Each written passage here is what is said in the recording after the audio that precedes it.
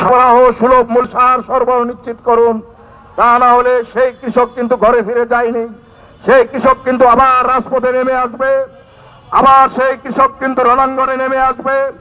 তখন কৃষকদের দোষ দিয়ে তাদের কাছে ক্ষমা চেয়েও পার পাওয়া যাবে না।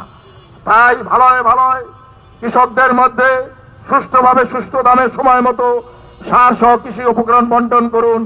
কারণ বাংলাদেশের এখনো 60% মানুষ কৃষিতে জড়িত, গ্রামের 80% মানুষ কৃষিতে জড়িত। বাংলাদেশের খাদ্য নিরাপত্তা সবই কৃষিতে জড়িত।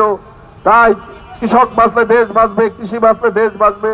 তাই নির্বাচিত সরকারের এক এবং এক নাম্বার অগ্রাধিকার হতে হবে কৃষি এবং কৃষির উন্নয়ন।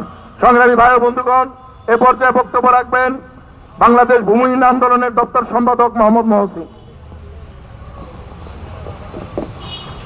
আসসালামু আলাইকুম প্রিয় সাংবাদিক ভাই বোনেরা ও আমাদের নেতৃবৃন্দ, সবাইকে আসসালামু আলাইকুম।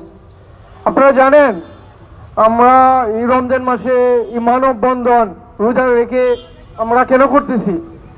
একমাত্র আমাদের কৃষি ন্যায্য অধিকারের জন্য আমরা এই মানববন্ধন করতেছি। তাদের অধিকারটুকু যেন ফিরে আসে তার জন্য আমরা করতেছি।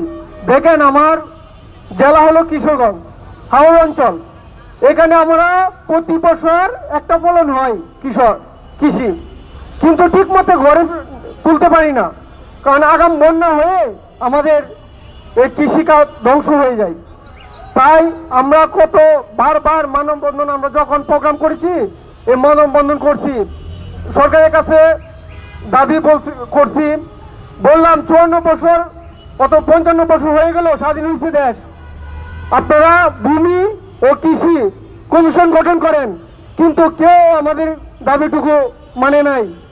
কারণ আজকে এই দেশ যদি কৃষির উপর নির্ভরশীল, কৃষি যদি তার ন্যায্য অধিকার না পায়, তার এই দেশের আহার বন্ধ হয়ে যাবে যদি তার ন্যায্য অধিকার না পায়। কারণ হলো তার সে ক্ষতি করে তো সে ফসল ফলাতে পারবে না, লস দিয়ে তো সে ফসল ফলাতে পারবে না। তাই সরকারের কাছে আহ্বান জানাই যেন অতি দ্রুত এই কৃষিখাতের উন্নয়ন ঘটায়। এ বলে আমার বক্তব্য শেষ করলাম। আসসালামু আলাইকুম।